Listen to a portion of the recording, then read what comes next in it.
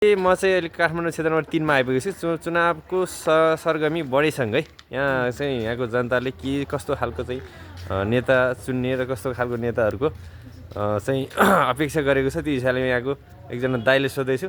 दाइ नमस्ते। हजुर। अनि चुनाव नजिकै छ, कसलाई भोट दिनुहुन्छ? म त कुलमान घिसिङलाई। ए किन कुलमान घिसिङ दिने? कुलमान घिसिङले लाइनबत्ती धेरै राम्रो गरेको छ, म उहाँलाई दिने हो, अरूले गरे छैन। कुलमान घिसिङ दिनुहुन्छ? ल धन्यवाद। भोट कसलाई हाल्नुहुन्छ? बालेन शाह हो नि सिधै। बालेन शाहलाई हाल्नुहुन्छ? किन हाल्ने बालेन शाहले?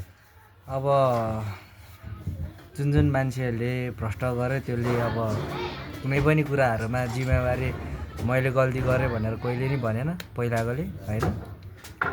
अनि आफ्नै टोलको विकास गर्छु भनेर हिँड्ने। अब यो चुनावको मल चाहिँ कस्तो हुँदो रहेछ भने अहिले सबै देशलाई बनाउँछु भन्ने हिसाबमा होइन रहेछ। अहिले चुनाव भनेको चाहिँ आफ्नो टोलमा जित्ने, जसरी पनि जित्छ यिनीहरूलाई। अब प्रधानमन्त्री कसलाई देख्न चाहनुहुन्छ? अब त्याग गरेको अनुसार त सल्युट त रवि लामिछानेलाई दिनु पर्यो। प्रधानमन्त्री कसलाई देख्न चाहनुहुन्छ? प्रधानमन्त्री त अब त्यही सिधै बालेन त हो नि।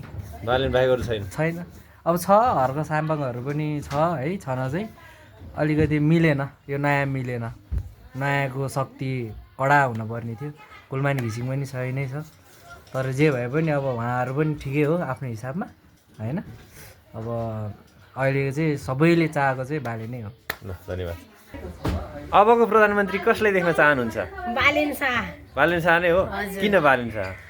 किनकि उहाँले अहिले धेरै जस्तो अरू नेताहरूले गरेको छैन जस्तो गर्ने काम चाहिँ गरिराख्नु हुनु भएको छ, त्यही भएर हामीले बालेन शाहलाई देख्न चाहन्छौँ।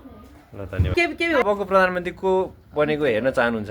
बालेन शाह हेर्न चाहन्छ है म त। किन? मलाई केबी होली चाहिँदैन, त्यो बुढो त्यो सुटो। किन बालेन शाह रोज्नुभयो? त्यो राम्रो छ नि, मान्छे राम्रो छ, मान्छे राम्रो होइन, बानी बिहोर राम्रो, देशलाई राम्रो गर्छ, देशले राम्रो गर्छ। ल अनि धन्यवाद। घिसिङ त्यो